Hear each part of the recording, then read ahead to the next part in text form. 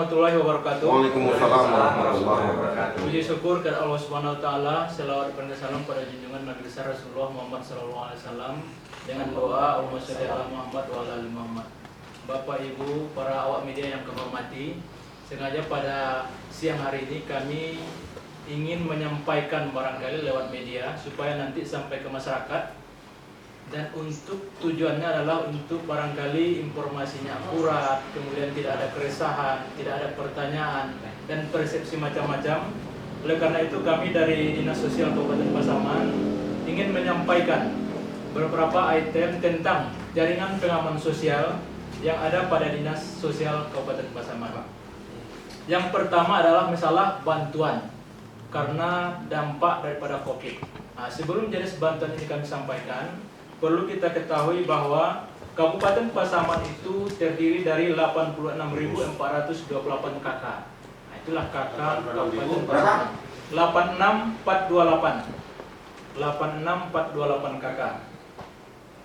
Dari KK sebanyak itu ada beberapa jenis bantuan, baik itu dari APBN, provinsi maupun daerah atau APBD tingkat 2 dan pihak ketiga lain. Pihak ketiga lain itu bisa Basnas maupun Polri melalui Lansasnya. Yang pertama dari APBN. Kita tahu bahwa selama ini ada bantuan baik tunai maupun lewat sembako dari reguler Kementerian Sosial. Kita kenal di bawah adalah PKH maupun sembako. Nah, itu PKH dan sembako itu sudah ditetapkan oleh Pusdatin. Oleh Pusdatin ini Pusat Data Indonesia, itu di Jakarta. Itu jumlahnya 18.867 KK. Nah, 18.867 KK. 18.867 KK. Jumlah KK ini sebelum COVID pun mereka menerima. Ada usaha pun COVID orang telah menerima. Cuma apa bedanya dengan saat COVID? Mereka pertama adalah kalau biasanya 1 tahun itu 4 kali menerima PKH atau sekali 3 bulan, kini sekali sebulan. Itu yang pertama. Yang kedua, besarannya ditambah 25%. Jadi kalau PKH sembako ke Manarimo dulu misalnya 1 juta, Manarimo kini 1.250.000. Nah, itu selama COVID. Nah, yang dikatakan COVID untuk tahap kini adalah April, Mei, Juni. Nah, itu secara nasional 3 bulan. Tapi ketika nanti misalnya situasi penyakit ini masih terus berkembang, itu mungkin baru diperpanjang darurat nasionalnya, mungkin Juli, Agustus, September. Itu tentu di awal kan. Kemudian yang ketiga, dapat informasi baru bahwa PKH sembako ini tidak 4 tahap, 5 tahap nih, Pit. Jadi dapat dari Rizky barusan. Jadi ini biasanya kalau sampai tahap itu sekali 3 bulan berarti kan 2 bulan. Selama COVID bertambah 5 tahap, setahap lain. Jadi 5 tahap, berarti 5 bulan nih 1 tahun Manarimo. Nah, itu PKH sembako yang telah ditetapkan selama COVID. Nah, sembako itulah kamu dengan kawan itu telah beredar. Sebelumnya itu namanya PKH dan sembako reguler namanya. Jadi keuntungannya itu selama COVID sekali sebulan, biasanya sekali 3 bulan, kemudian besarannya ditambah 25%, tahapnya ditambah 1 tahap. 1 tahap itu 3 bulan. Jadi kalau 1 tahun Manarimo jadi 5 bulan. Jadi kalau ada PKH sembako nak Manarimo itu keuntungan mereka. Orang itulah dapat. Itu yang pertama. Yang kedua, BLT Kemensos, Kementerian Sosial, jumlahnya ini bergerak terus. Nah, jadi makanya mungkin kawan-kawan yang dari media kalau ada mandangan, kini kan di stop jadinya dari pos, awal stop tuh. Kenapa di stop? Karena data Kemensos ini adalah data lama yang ada di Pusdatin, Pusat Data Indonesia. Nah, itu data lama, ada yang 4 tahun, 5 tahun tidak diupdate. Dan itu tidak bisa kita mampuan, karena memang selama situasi darurat, biasanya pimpinan baik presiden, instruksikan menteri instruksikan gubernur instruksikan bupati. Sehingga data itu asal jadi. Kan bisa saja seperti itu. Banyak yang ganda, meninggal dan pindah. Itu data lama. Dan kita tidak bisa merubah. Tidak bisa merubah, walaupun di berbagai media orang mati di datanya juga. Ini tidak bisa dirubah, karena itu data pusat. Kita itu diberikan proses pendataan ke kita, ada sistem aplikasi, nanti ada berita acara, kita print itu, kita tanda tangani dulu, baru ada di situ pagunya. Misalnya, pagunya itu adalah 15.609 KK. Itu hanya angkanya saja yang nggak cari itu.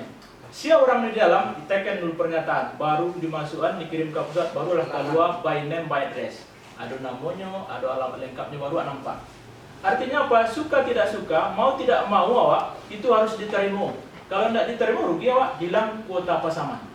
Walaupun ganda di dalam itu beko ceritanya. Walaupun ganda, maningga, pindah, tidak ada masalah. Yang penting 15.609 KK itu tidak hilang dari pasaman. Kalau tidak tekan itu hilangnya. Dan data ini bergerak terus, maksudnya pusat itu terus verifikasi validasi setiap saat. Jadi yang 15.609 itu tidak sekaligus. Itulah yang membuat kita kini agak menunda yang di pos Kemensos. Karena ini pertama dikirimnya ke awak 12.231 KK. Kemudian tanggal 6 Mei petang dikirim 2.752 KK lain. Akhirnya bertambah 15.609 KK. Kini masih menunggu awak 139 KK lain. Alun dapat dia waktu itu. Menunggu dulu sinan. Jadi artinya apa? Kalau kita lanjutkan dana desa maupun dana Kemensos yang di pos, banyak ganda gitu. Nah, jadi memang istilahnya yang harus kita tunggu, kita bersihkan data Kemensos ini, barulah nanti data desa, BLT provinsi, BLT kabupaten. Jadi artinya Bapak Ibu yang kami hormati, makanya kita pending dana Kemensos ini di pos. Yang sudah itu kan baru Kecamatan Lubuk Sekaping sebagian, tidak seluruh masyarakat Jalan Lubuk Sekaping. Itu kita pending, makanya dari hari kemarin sampai hari ini sudah 7 kecamatan kita tuntaskan. Tinggal hari besok sekitar 4 atau 5 lain. 5 lain. Oke, kecamatan yang akan kita tunggu. Selesai besok Rabu, paling tidak Jumat kita buka balik pos. Supaya tidak ganda. Kemudian yang ganda ini macam-macam. Jadi Bapak Ibu yang hormati, kita mengejar kuota sekarang yang ganda itu kita keluarkan, yang meninggal kita pilah-pilah, kemudian yang pindah kita bereskan, kita cepat usulkan ke pusat lagi. Kemudian data itu kita keluarkan, bertambah masyarakat kita terbantu. Setelah kita bersihkan, sebetulnya kalau kita ke Kepala Dinas kita biarkan saja itu. Boleh dicek kabupaten kota lain, provinsi lain, seluruhnya bermasalah. Kalau biar semuanya tidak ada masalah di awal. PIT itu kan awal. Kan pusat yang kerjasama dengan Bank Nagari, Bank BRI, Bank BNI, dan POS. Nah, ada PT tidak pernah nampak di awal. Itu pusat langsung, misalnya kalau POS awak berarti PT POS Indonesia Pusat mungkin. Bank Nasional Pusat, BRI Pusat. Kan antuk saja sebenarnya, tidak ada masalah, kan bisa aja. Mungkin satu keluarga 5 sampai, tidak ada masalah, itu untuknya. Tapi kan kita rugi. Ruginya itu jangkau kamarato bantuan kok, tidak marato lain. Jangkau ada kuota bertambah, tidak bertambah. Nah, itu yang kita kaji ini. Sekitar kalau dihitung itu paling tidak 1.800 KK ganda. Nah, ke terakhir. 2 baru bantuan.